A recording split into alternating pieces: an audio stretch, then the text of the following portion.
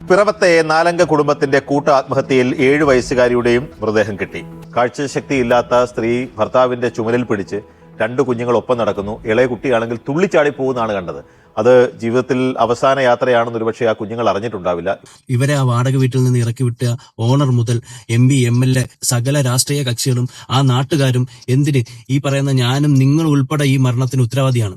നിങ്ങൾ തന്നെ ഒന്ന് ആലോചിച്ച് നോക്ക്. ഈ മരിച്ചവർക്ക് ലക്ഷങ്ങൾ കോടികളും ചെലവാക്കി ഒരു സ്മാരകം വെച്ചു കൊടുക്കുന്നതിനേക്കാൾ എത്രയോ നല്ല സൽപ്രവർത്തികളാണ് ഈ പാവപ്പെട്ട ഇതുപോലുള്ള കുടുംബങ്ങളുടെ ജീവൻ സംരക്ഷിക്കാൻ വേണ്ടി അവർക്ക് വേണ്ടുന്ന കാര്യങ്ങളും ഒരു വീടും അവർ കിടന്നുറങ്ങാനുള്ള ഒരു സൗകര്യം ഒപ്പിച്ചു കൊടുക്കുന്നത്. ജീവിച്ചിരിക്കുമ്പോൾ അവരുടെ വിഷമങ്ങളും ദുഃഖങ്ങളും മനസ്സിലാക്കാണ്ട് അവര് എന്തിന് ആ വീട്ടിൽ നിന്ന് ഇറങ്ങി പോകുമ്പോൾ ആ അയൽവാസികൾ സഹിതം അവർക്ക് എന്താ ഏതെന്ന് തിരക്കി അവരുടെ ആ സിറ്റുവേഷൻ മനസ്സിലാക്കി അവർക്കൊരു ഉപകാരം ചെയ്തിട്ടുണ്ടായിരുന്നെങ്കിൽ ഇന്ന് അവർ ജീവിച്ചിരുന്നേനെ.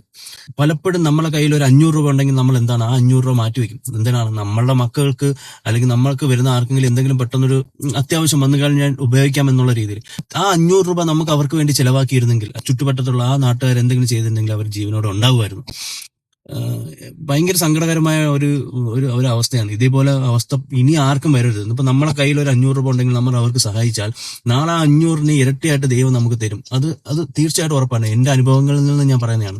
ഇങ്ങനെയുള്ളവരെ നമ്മൾ കാണാതെ വിടരുത്. നമ്മളെ ഫാമിലിക്കല്ലല്ലോ, അല്ല നമുക്കല്ലല്ലോ ഇതൊന്നും സംഭവിക്കുന്നത്, വേറെ ആരെങ്കിലും അല്ലേ. എല്ലാവരുടെയും ആ മനോഭാവം മാറ്റി നമ്മളാൽ ആർക്കെങ്കിലും സഹായിക്കാൻ പറ്റുമെങ്കിൽ, നമ്മളാൽ ഒരു ജീവൻ രക്ഷപ്പെടുമെങ്കിൽ നമ്മൾ മാക്സിമം അതിന് വേണ്ടി ട്രൈ ചെയ്യുക. നമ്മളെ രാഷ്ട്രീയക്കാരെയോ മറ്റുള്ളവരുടെ കുറ്റം പറഞ്ഞിട്ടൊന്നും ഒരു കാര്യമില്ല. നമ്മളും ചെയ്യേണ്ട കുറെ ഉത്തരവാദിത്തങ്ങളും നമ്മൾ സമൂഹത്തിൽ ചെയ്യേണ്ട പല കാര്യങ്ങളുണ്ട്. നമ്മളത് മാക്സിമം നമ്മളാൽ കഴിയുന്ന രീതിയിൽ നമ്മൾ ചെയ്തു കഴിഞ്ഞാൽ അത് മറ്റുള്ളവർക്ക് ഉപകാരമാവുകയും ചെയ്യും.